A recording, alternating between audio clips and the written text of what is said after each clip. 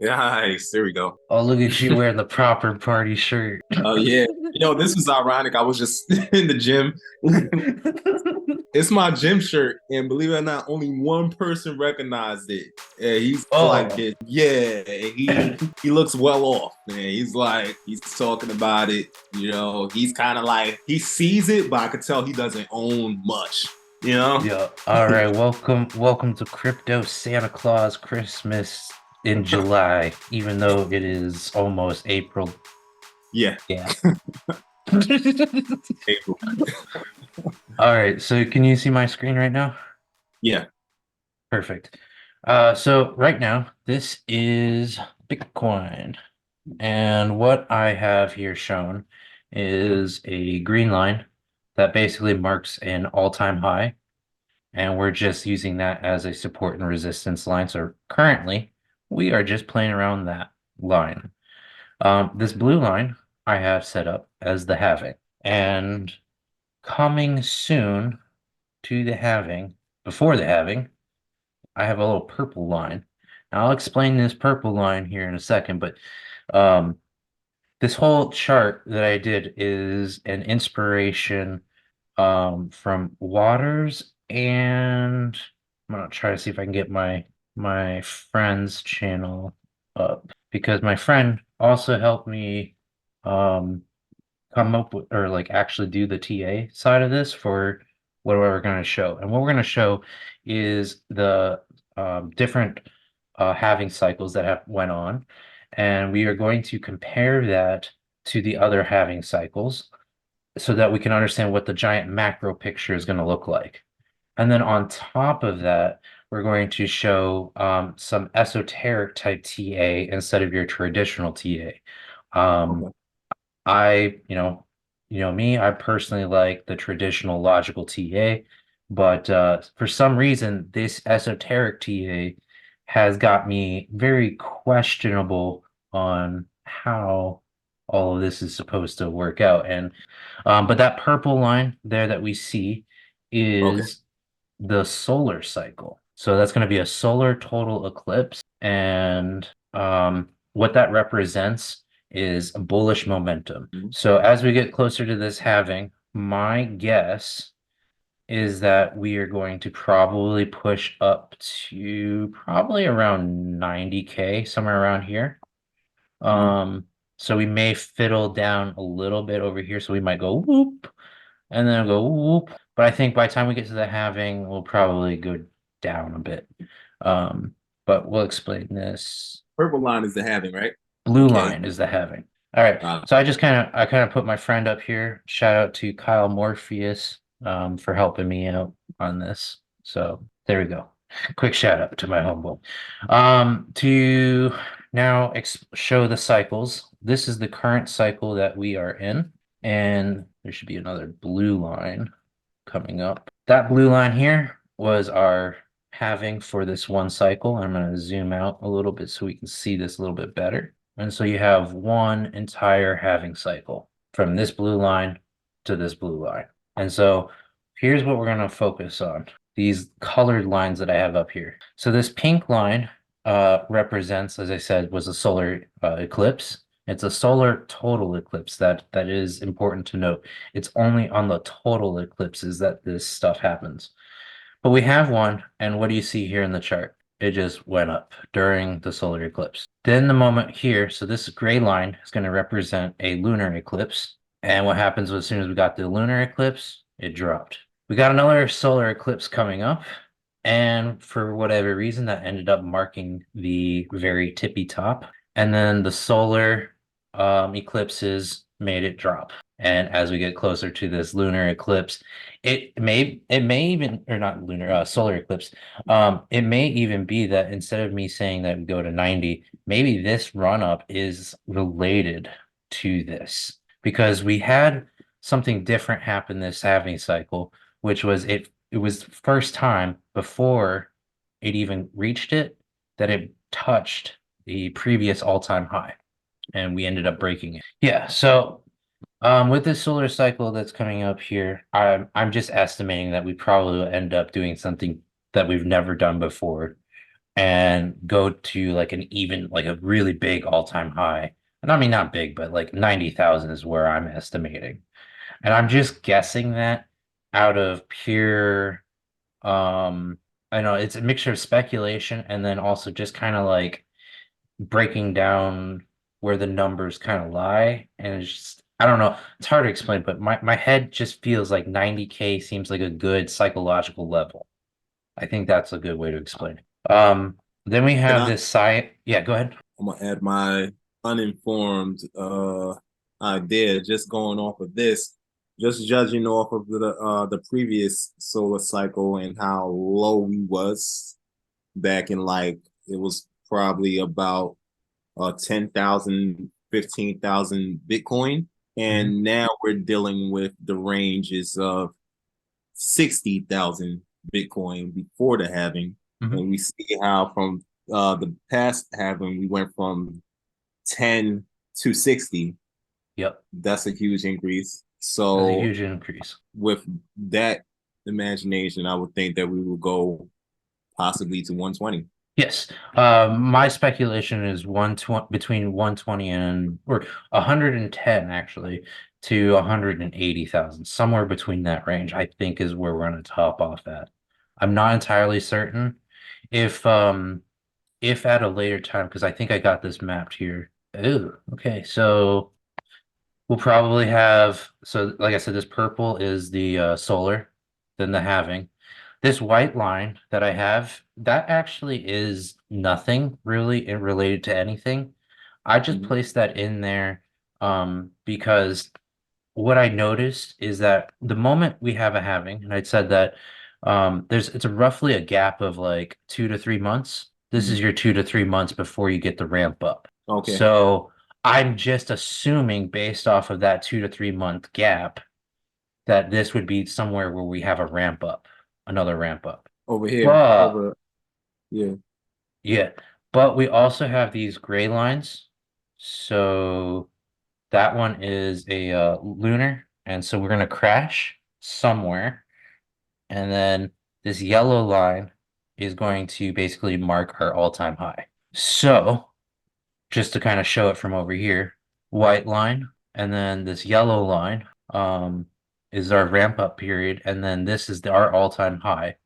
And then I also have this red line that also correlates with um a lunar eclipse, Mhm. which the red line, oop, oop, oop, oop, don't want to move that. That red line also marks the indication of the all-time low. So right over here. And I tried to space them out roughly the same because if we zoom out even more, these basically just repeat over and over. So you had this yellow and then this red, the Mhm. yellow and then the red. That's the correction that everybody gets afraid of. That's the one where everyone thinks Bitcoin's going to zero. I Mhm. also have something special added here, which is the cyan line, Mhm. and that one represents the Shemitah year. So with the Shemitah, basically the Jewish people take a year off, I guess is my understanding. And we may have maybe at the start of the year, right? They're probably getting all their operations finally like they're selling maybe the last of whatever they have and getting their rest of their year set up so that they don't have to work. So get that small little pump, but then Mhm. it fucking dies. And we will compare that to another Shemitah. So Bitcoin has gone through two Shemitah years, and you'll see that pattern as well. The next one, I So let believe, 27. Yeah, 2028, I believe, 2027. Mhm. Or no, I think it's 2028 to 2029 is the next meet though. Okay. Yeah. So this is our current cycle that we're in, and we're about to go to the next one. Let's look at the halving cycle previously. And Okay. you'll notice one thing here. It's ridiculously a lot smaller than this one. Mhm. But if we go ahead and make this big so that way we can see what's going on a little bit easier. like I said, this white line, I tried to place it as close as I could to when I felt like the sideways action was done and it was going to Mhm. start to ramp up. So maybe this line probably is better suited over here, but whatever. Again, purple is showing the lunar cycle, or not the lunar, the solar, and Mhm. that's a bullish momentum. Yellow, all-time high, and then we have the lunars, which then basically get us to do this like little correction thing. Okay. So could you zoom into the last um solar so we can analyze that? The very last one? The most recent one. Yeah, okay. Most recent one, what did I say? Purple? Yeah, purple. Yeah, this one. Oh, not So, that one. The one before that. oh, okay, the halving cycle. Okay, so here's the very last one, Hmm. and that lines up right there. So, Okay. so the where the dotted line is roughly where that eclipse is, and you have this run up all the way up to that eclipse. Then when the eclipse is done, then does its thing again. And then we could do the same thing over here again. But again, notice the pattern though. This is completely smaller than this one. And if we zoomed out on here, this one was the really small one. So you can see every time that we've gone through this, it has exponentially created a new range for us to travel in. That's big. Hmm. And now if we go back to the first meet the year that Bitcoin had ever had, again, you can see that it's mostly just a boring year, Hmm. very low. The moment that the Shemitah year is over and the next year starts, it starts to go up on its next rampage. And again, if we go back and look at the other, this is the first halving cycle. And if we Right. look at the previous one, again, it's ridiculously small. So it keeps repeating this weird thing where it just exponentially grows every cycle. And it's mapped right on top of the eclipses. Okay. So I pretty much feel like that's confirmed on it's going up during the halving. When does it drop? When does it drop? After we get that all-time major all-time high, is really the main one. I don't know what happened in our current cycle that we're in, that we're about to finish. Whatever happened where we went up, we took a down, and then we went back up to create the all-time high. That pattern was never that never existed in these other ones. So my guess is that we'll do the same thing. If we take a look over here, we'll probably go up because we have this lunar cycle, we'll go down. Then because we have this all-time high, we'll make another one, and it'll almost I'm almost gonna say it's probably gonna look exactly like this, at least from the start. I don't know how this ending phase is going to look like, but Mhm. I think from the starting phase with the two tops where everybody thinks this is the top and then it gets a giant correction and then it somehow makes the actual real top and then the game is over. Okay. Um, my estimation for what's this line? This line is I've got to switch this out to the weekly because it's not showing me the date range. Oh, yeah, here we go. This is more crunched up. Just- Okay. this date range is March 16th, 2006, 26. So that's when we'll see our all-time low for this cycle is going to be my estimated guess based off of just using the lunar and solar cycles.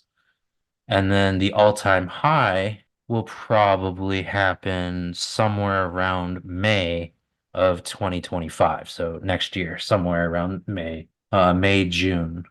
I think that's when we're going to see the actual top of this cycle. And again, I'm just using data from the lunar and solar cycles, and then how each. So like you see how there's the blue line here, which is the halving.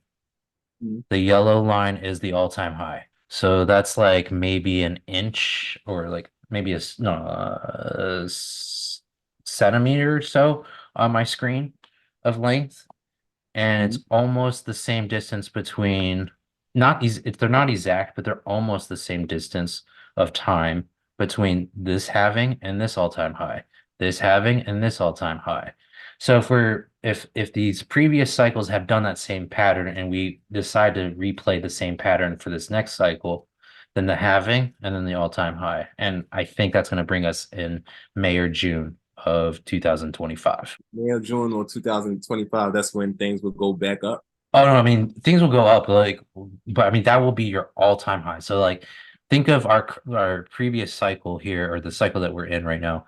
The all-time high was set at 69,000. So imagine here, this is this yellow candle or this yellow thing. Um, maybe the price is that's 180. Okay. Yeah. And then this red line we'll say is that might end up being like 60 to 90,000. All right. That's gonna be So you said 60,000 to 90,000 March 6th. I mean March 20th or something like that. yeah, somewhere around there of and that's 2026. Okay. All right. So in that regard, we know Bitcoin is going up. The cryptos that rise up with it, really and truly, do you feel like could you differentiate when a crypto is going up because of Bitcoin or because of something Yes. else? Actually, you can see exactly that it is Bitcoin that um indicates the whole game. So if I go back to daily, actually I'm going to use the 4-hour chart because that's easier to see. And let's pump this up so it's easier to see the candles. Okay, so we're just teetering at this support line at an all-time high, basically.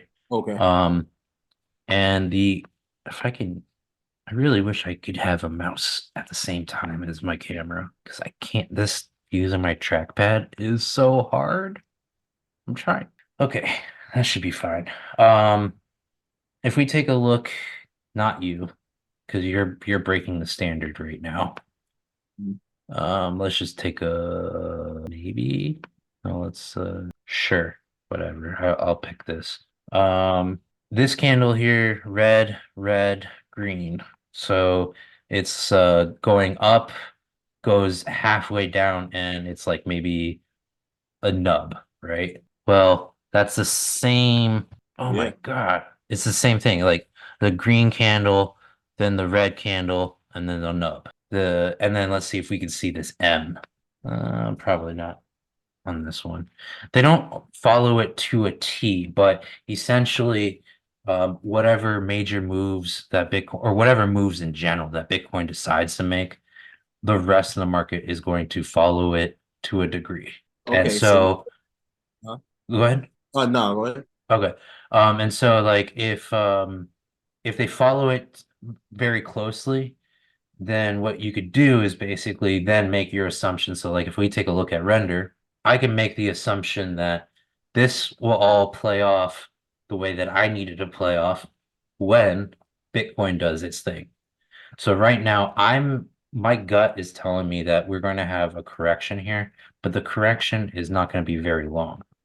And I think it'll be roughly around 65,000, 60,000.